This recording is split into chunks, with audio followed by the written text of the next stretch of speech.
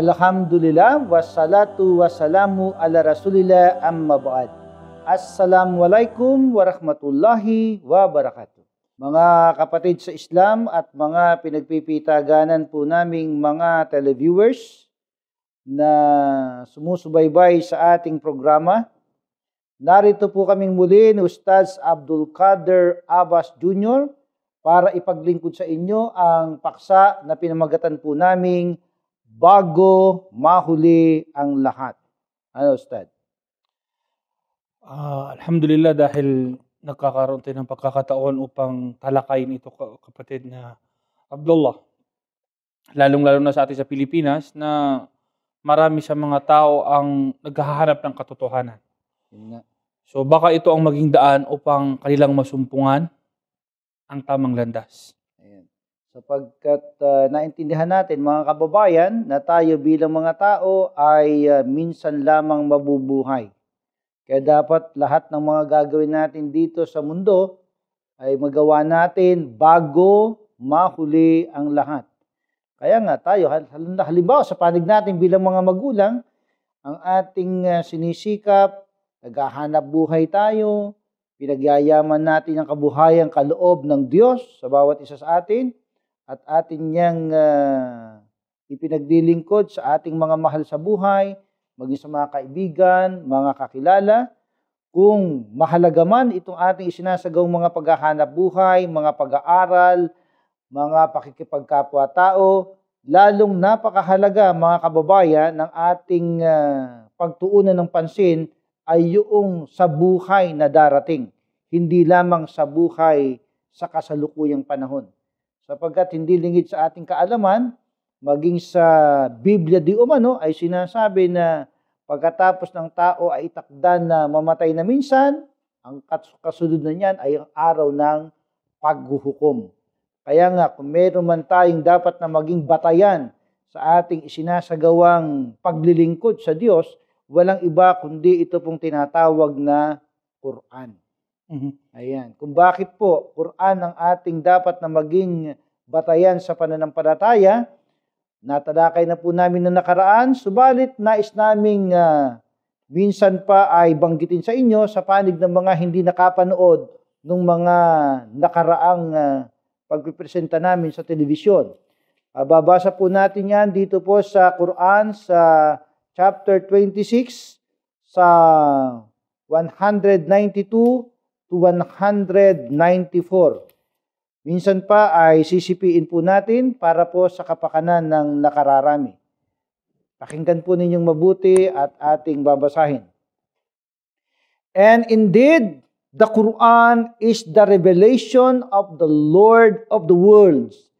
The trustworthy spirit Gabriel has brought it down upon your heart, O Muhammad, that you may be of the warners. Bakit po ang Quran ang pinakasalalayan ng ating pananampalataya bilang mga alipin ng ating dakilang Diyos na si Allah Subhanahu wa Ta'ala? Sapagkat ito po ay nagmula mismo sa Kanya. Nilinaw po sa atin. Na yan ay inindorso, iniabot, ibinigay kay Prophet Muhammad sallallahu alaihi wasallam para magsilbing warner, warning. Kaya binababalaan tayo. Binibigyan tayo ng babala sapagkat nalalapit na rin naman yung tinatawag na kamatayan natin, hindi natin alam. 24 hours a day, hindi natin alam kung kailan kukunin ni Allah Subhanahu wa Ta'ala ang ating buhay. At para lalo tayong maging kampante na itong ang Quran ay mula kay Allah Subhanahu wa Ta'ala, gaano binigyang halaga ni Allah Subhanahu wa Ta'ala itong Quran. Pakinggan po ninyo dito sa Quran chapter 15 and the verse is 9.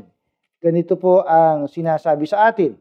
Indeed, it is we who sent down the message, the Quran, and indeed we will be its guardian.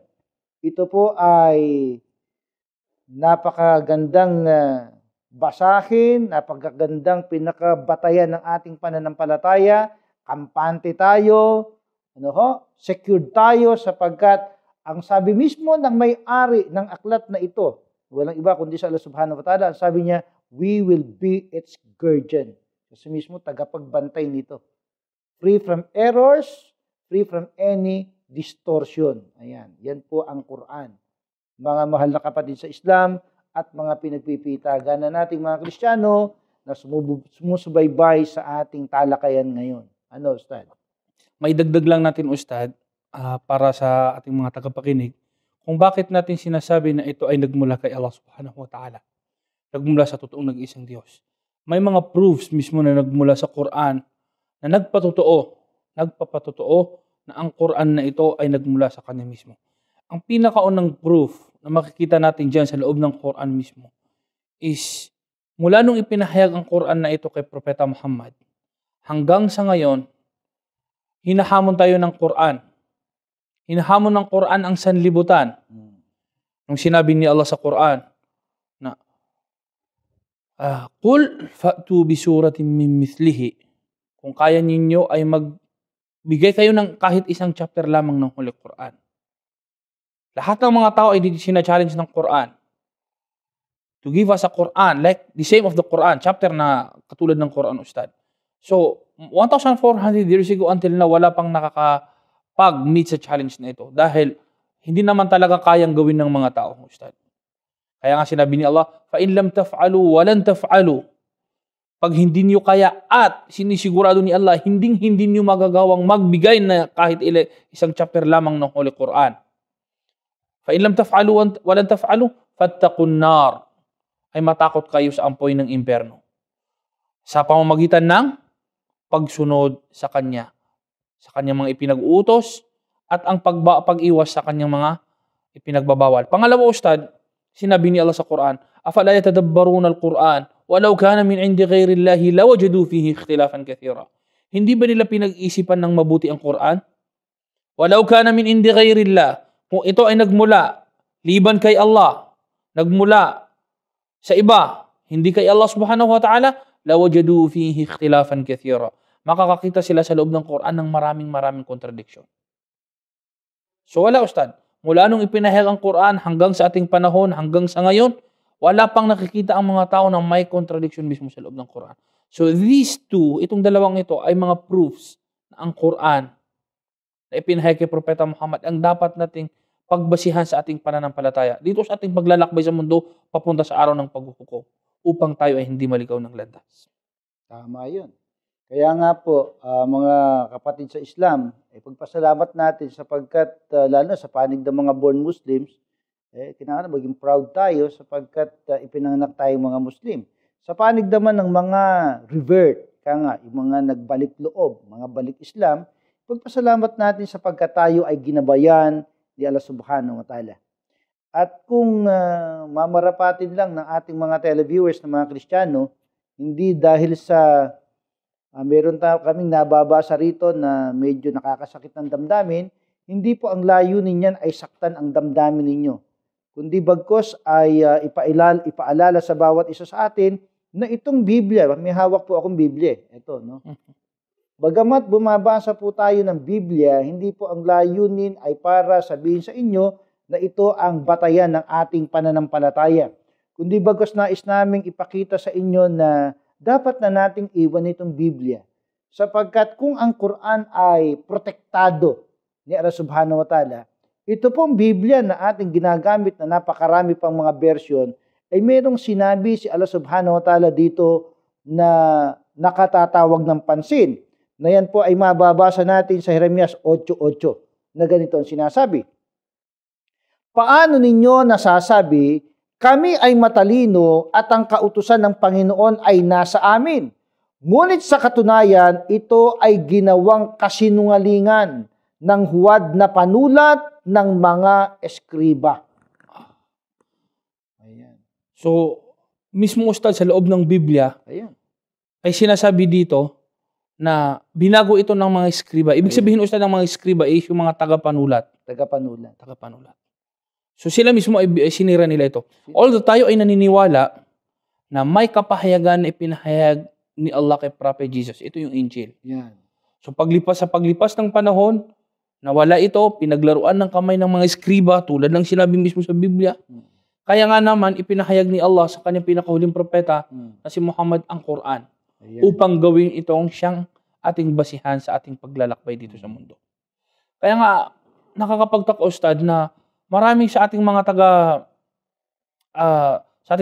taga Pilipinas na hindi nila lubusang maiwasan ang Biblia. Yun nga eh. Kahit na alam nila na ito ay mali.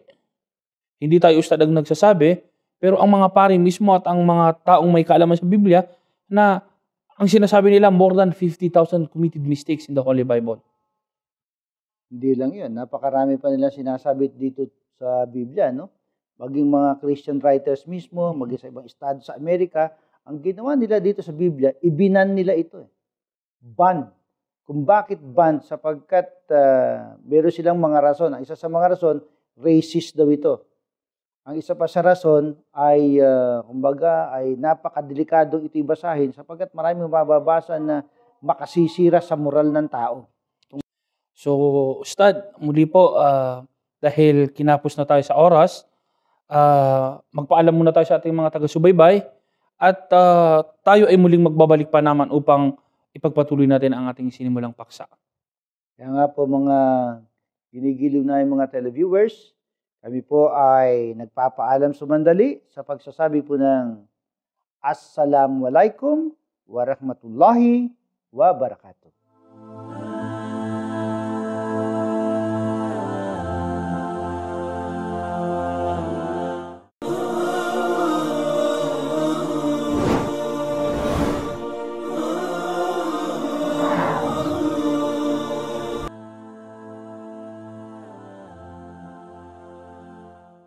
Alhamdulillah, wassalatu wassalamu ala rasulillah amma ba'd. Assalamualaikum warahmatullahi wabarakatuh.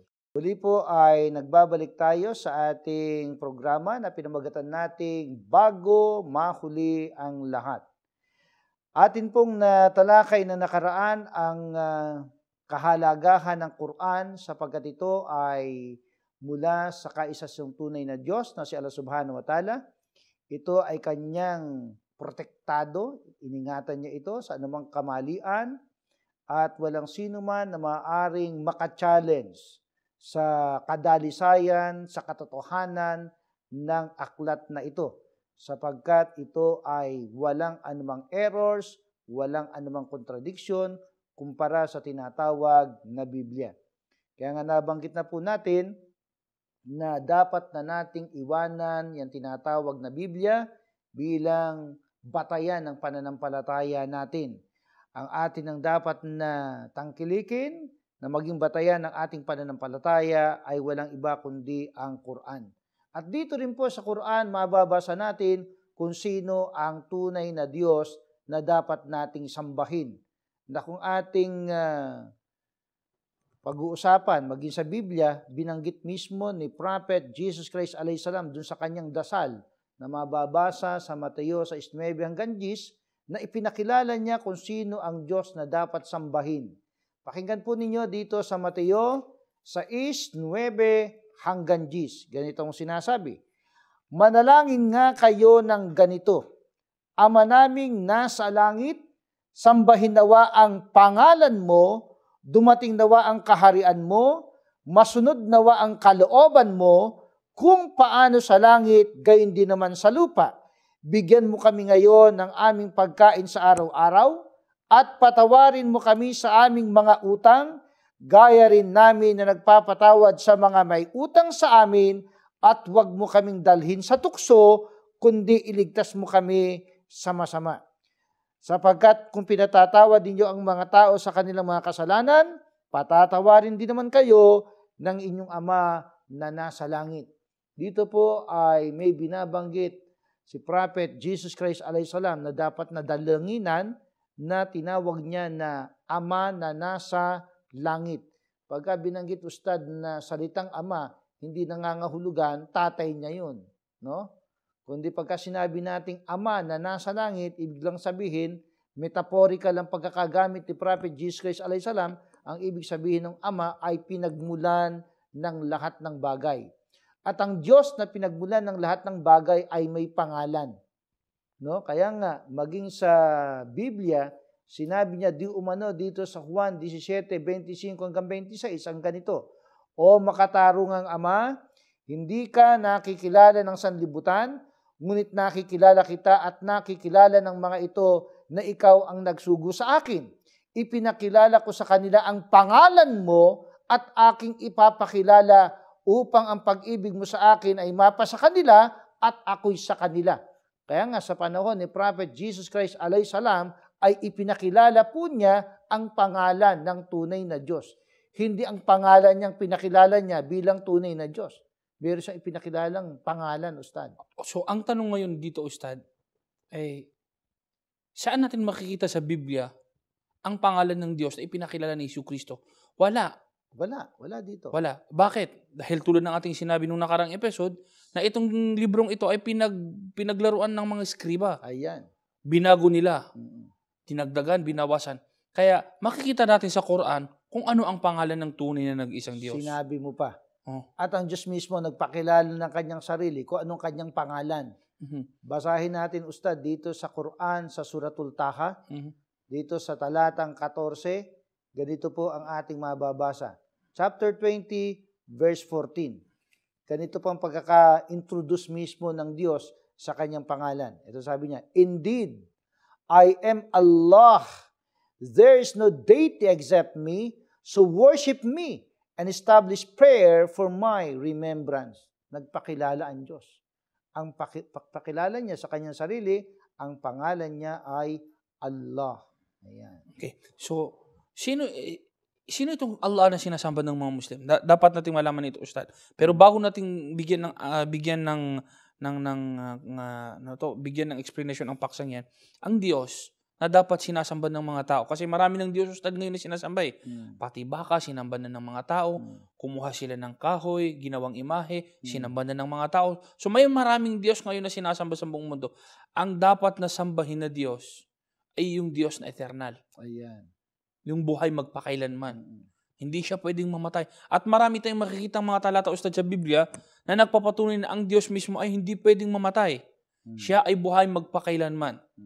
So, I think, Ustad, makikita natin ito sa mga awit 92.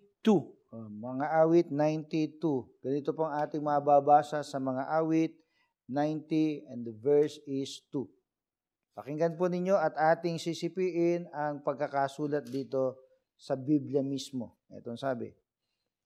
Bago nilikha ang mga bundok, o bago mo nilikha ang lupa at ang sanlibutan, ikaw ay Diyos mula sa walang hanggan hanggang sa walang hanggan. Napakaliwanag, Ustad, na hindi siya pwedeng mamatay. Kaya sinasabi natin na si Jesucristo ay hindi Diyos. Dahil siya, ayon sa kanilang paniniwala, ay namatay. Pero tayo ay naniniwala na si Jesucristo ay buhay, hindi pa siya namatay, dahil siya ay iniakyat ng tunay na nag-iisang Diyos sa langit.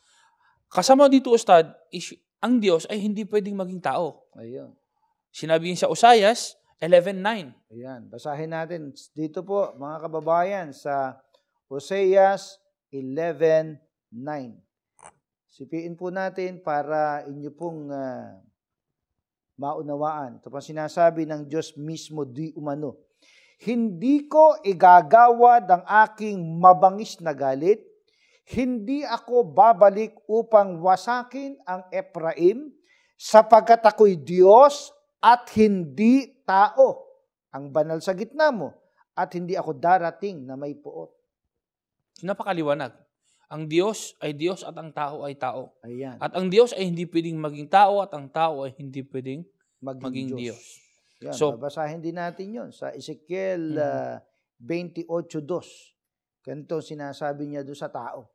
Pero iniisip kasi nila na ang Diyos ay nagkatawan tao at ang tao ay Diyos, no? So, etong sinasabi dito, katunayan ang tao ay hindi pwedeng maging Diyos. Dito sa Ezekiel 28, ang talata ay 2. Anak ng tao, sabihin mo sa pinuno ng Tiro, ganito ang sabi ng Panginoong Diyos, sapagkat ang iyong puso ay nagmamataas at yung sinabi, ako'y Diyos, ako'y nakaupo sa upuan ng mga Diyos sa pusod ng mga dagat, gayunman ikaw ay tao lamang at hindi Diyos, bagaman ginawa mong yung puso na parang puso ng Diyos. kahit na hangarin pa ng tao na maging Diyos, hindi papayagan ng Diyos yan. Lalo na sa Jesucristo, wala naman sinabing, ako'y Diyos eh. Ang sabi ni Jesucristo sa Juan 8:40, bakit ninyo ako pinagnanasang patayin? Na taong sa inyo nagsaysay ng katotohanan na aking narinig sa Diyos. So ang tanong ngayon, Ustad, is, ang karamihan sa ating mga kababayan, mga Filipino, ay nagsasabi na si Jesucristo ay Diyos na anak. Kailan po naging officially declared na si Jesucristo ay Diyos? Ayan, magandang tanong yan. Sapagkat marami tayong mga kababayan, hindi nila alam yung history Ng Christianity. nung pagkagawa kay Kristo bilang Diyos. Yan po ay nangyari, mga kababayan, doon sa Council of Nicaea noong 325 AD. 325 AD. Ibig sabihin, saklaw ng 4th century. sa panahon ni Constantinople. Sa panahon ni Constantine. Yeah. So, mapapansin natin, Ustad, 325 AD, matagal nang nasa langit si Jesus Christ, matagal nang namayapa yung kanyang mga apostoles, walang lumitaw na aral na ipinakilala ni Kristo na siya ay Diyos na nagkatawan tao.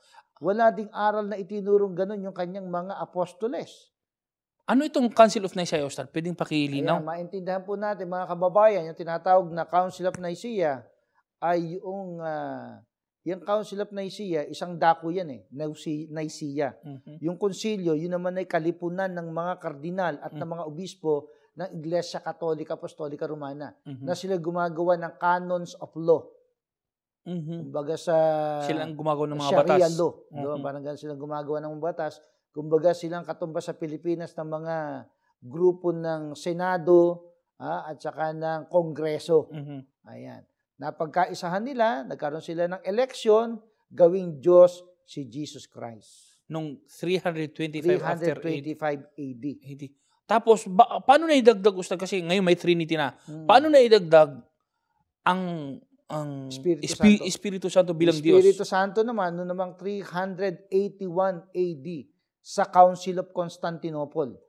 Doon naman idiniklara ng Espiritu Santo ay Diyos. So, doon naging tatlo ang Diyos. Yun.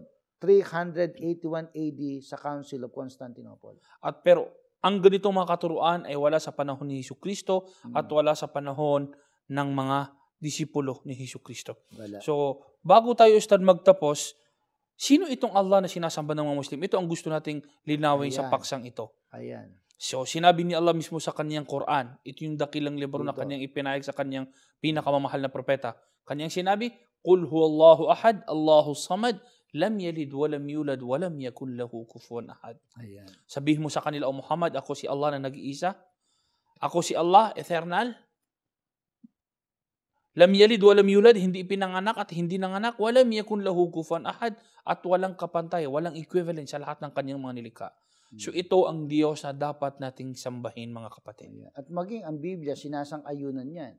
Ang sabi ng Biblia, sinabi ng Diyos dun mismo, ang sabi niya sa Isaiah 46:9, remember the things of old, for I am God, and there is none like me.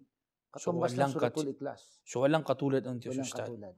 So, dito po pinapatunayan natin sa ating mga kababayan na si Jesucristo ay dakilang propeta lamang at sugo ng dakilang Diyos.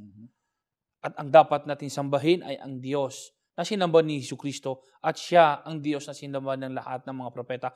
At yun, Ustad, ang tatalakayin natin sa ating susunod na paksa kung ano ang relihiyon ng mga propeta na isinugo ng tunay na nag-isang Diyos. So, magpapaalam muna tayo, Ustad. Tayo po ay nagpapaalam, mga kababayan, sa pagsasabi po ng Subhanaka Allahumma wa bihamdik, asyhadu an la ilaha illa anta astaghfiruka wa atubu ilaik. Assalamualaikum warahmatullahi wabarakatuh.